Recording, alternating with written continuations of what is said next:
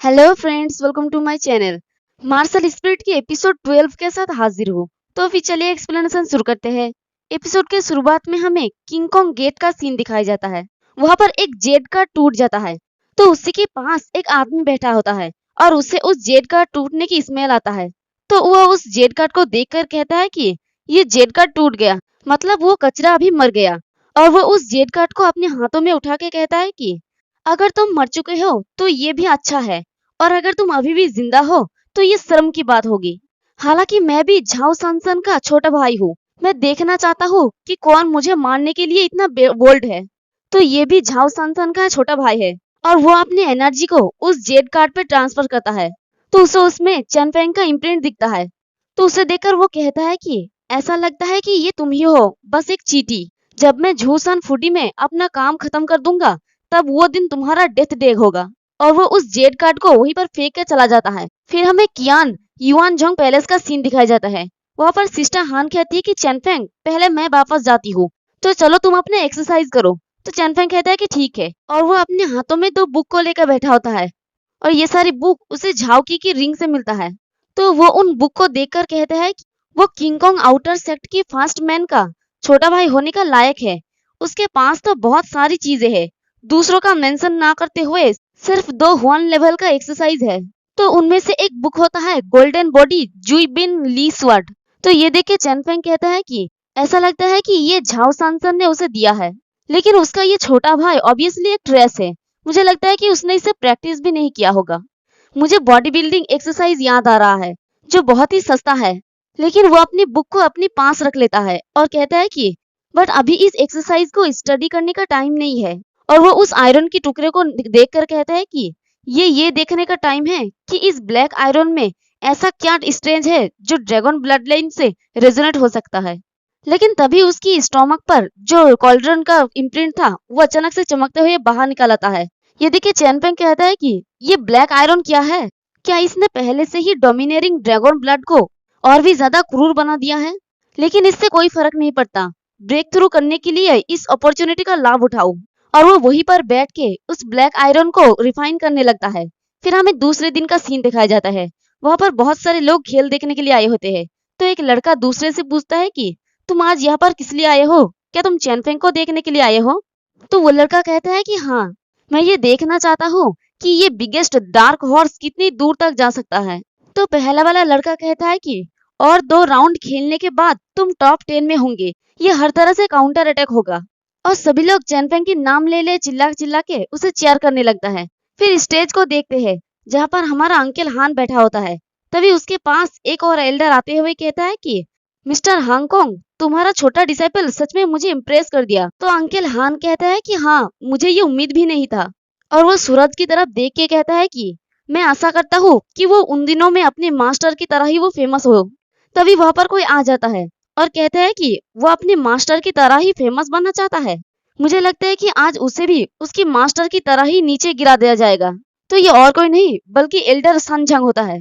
तो उन्हें देखकर अंकल हान टोंट मारते हुए कहते हैं कि क्या ये मिस्टर सन नहीं है जो सिर्फ चीट ही करता है। मिस्टर सन, मुझे सरप्राइज करने के लिए क्या करना चाहते हैं आप। तभी एल्डर सन उसकी तरफ एक स्वर्ड को फेंकता है और कहता है कि मिस्टर हांगकांग, मैं आज की बेट के लिए इस क्यूसुई स्वर्ड को यूज करना चाहता हूँ। मैं बेट लगाता हूँ कि चैनफेंग आज हार जाएगा। और उस स्वर्ड को देखकर अंकल हान भी काफी ज्यादा हैरान हो जाता है और एल्डर सन कहता है कि क्या तुम मुझसे बेट लगाने की हिम्मत करते हो। तभी वो दूसरा वाला एल्डर कहता है कि मिस्टर संजंग, क्या पागल हो गए हैं, आपकी आधी स्ट्रेंथ इस क्यूसुई स्वर्ड में है। ये एक फेमस स्वर्ड है जिसका मास्टर एडमायर करता है। तो एल्डर सन कहता है कि अपना बकवास बंद करो। तभी अंकल हान कहता है कि मिस्टर संजंग, आपने इस क्यूसुई स्वर्ड को इस बेट में यूज किया, क्या आज आप इतने श्योर है। तो एल्डर सन बहुत ही कॉन्फिडेंट के साथ कहता है कि आज चैनफेंग जू सायू के खिलाफ लड़ने वाला है जो सुप्रीम एल्डर का ग्रैंड सन है। चैनफेंग आज हार जाएगा, इसके बारे में क्या ख्याल है, क्या तुम बेट लगाने की हिम्मत करते हो। तो अंकल हमारा कैसे पीछे रह सकता है, वो भी अपनी रिंग को दिखा के कहता है कि हाँ, मैं अपनी इस यूनिवर्स रिंग को आपके साथ बेट के तौर पे यूज करता हूँ। तो एल्डर हान हंसते हुए अपनी जगह पे बैठ जाता है और कहता है कि ये जल्द ही मेरा हो जाएगा। तो अंकल हान भी कहता है कि हाँ ठीक है, देखेंगे। और वो दोनों ही एक दूसरे की तरफ देख के आंखों आंखों में फाइट करने लगता है।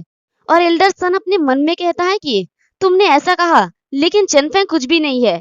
इसके कंपेयर काउतियन जियोजोंग के पावर से कैसे किया जा सकता है? मैंने सू सायू को एक तलिस्मान दिया है जो बहुत ही स्ट्रांग है। 9 फुल ब्लोस में ही डेफिनेटली चेनफेंग मर जाएगा। फिर हमें अरीना का सीन दिखाया जाता है। वहां पर चेनफेंग अपने ओपोनेंट के सामने खड़ा होता है और वो होस्ट अनाउंस करता है आउटर सेट की ग्रैंड टूर्नामेंट की थर्ड राउंड की 33 गेम चेनफेंग के अगेंस्ट सू सायू। तो एक तरफ से सू सायू और दूसरी तरफ से हमारा चेनफेंग, और बीच में होस्ट अनाउंस करता है कि गेम अब शुरू होता है।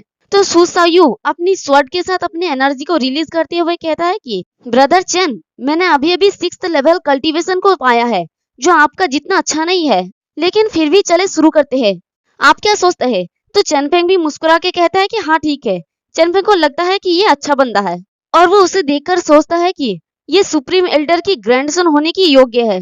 और सू सायू बड़ी तेजी से अपनी स्वॉर्ड को लेकर चेनफेंग की तरफ अटैक करने के लिए आता है और चेनफेंग भी रेडी हो जाता है और कहता है कि तुमने मेरा इंसल्ट किया, गुड जॉब।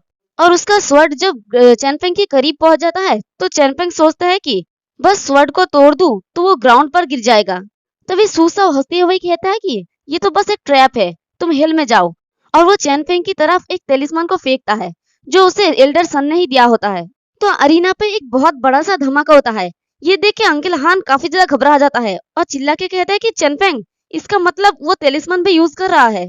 और वो दौड़ के अरीना की तरफ जाने लगता है और कहता है कि मुझे चेनफेंग को बचाना ही होगा। तभी उसके सामने एल्डर सन आ जाता है और कहता है कि मिस्टर हांगकांग, एक मिनट रुके। तो अंकल हान गुस्से में कहता है कि एल्डर सन, मेरे सामने से हट जाइए।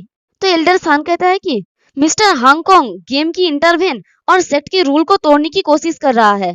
तो अंकल हान गुस्से में कहता है कि तुमने सू सायू को टेलिस्मान दिया, तुम बहुत ही घटिया हो।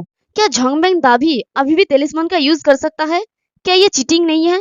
तो एल्डरसन हंसते हुए कहता है कि झोंगबेंग दाभी ये तो निर्धारित नहीं किया कि टूर्नामेंट के में टेलिस्मान का यूज नहीं किया जा सकता। झोंगबेंग दाभी शायद कोई ऑर्गेनाइजेशन होगा जिसने इस कंपटीशन को अरेंज किया है। और आगे कहता है कि चेनफेंग के पास टेलिस्मान हो तो वो भी यूज कर सकता है। तो अंकल हान सोचता है कि भले ही चेनफेंग में हाउटियन की 9th लेयर का मुकाबला करने का स्ट्रेंथ है, लेकिन टेलिस्मान के सामने इतनी क्लोज रेंज से पूरे बॉडी से बाहर निकालना डिफिकल्ट है। चेनफेंग ठीक नहीं होगा। और अरीना में सू सायू जोर जोर से हंसते हुए कहता है कि एक बेकार को मेरे सामने टिकने के लायक नहीं है। बेकार को हमेशा सबसे नीचे ही होना चाहिए। मैं नेक्स्ट लेवल अपर पोजीशन पर कदम रखना चाहता हूँ। तभी उसे आवाज आता है कि मुझे लगता है कि तुम्हारा नेक्स्ट लाइफ अभी बहुत दूर है। तो वो गुस्से में उस तरफ देखता है तो देखते हैं कि ये हमारा चेनफेंग होता है और वो अभी तक सही सलामत खड़ा होता है। बस उसकी थोड़ा कपड़े ही जल गया होता है और वो जगह पूरी तरह से डिस्ट्रॉय हो गया होता है। तो चेनफेंग को ठीक देखकर एल्डर सन शॉक्ड होकर कहता है कि ये कैसे पॉसिबल हो सकता है? और चेनफेंग कहता है कि मैं अभी बहुत भोला हूँ, कमजोर और ताकतवर की इस दुनिया में तुम पर भरोसा मैं कैसे कर सकता हूँ? और वो गुस्से में अपनी पावर को रिलीज करता है। तो ये देख के सू सायू की तो हालत ही खराब हो जाता है और वो घबरा के कहता है कि तुम बच कैसे सकते हो? वो क्यों हाउ फेटल ब्लो है। और इसी के साथ हमारा ये वाला एपिसोड भी खत्म होता है। एक्सप्लेनेशन पसंद आई तो कमेंट करके जरूर बताना। वीडियो को लाइक और चैनल को सब्सक्राइब कर देना। शुक्रिया।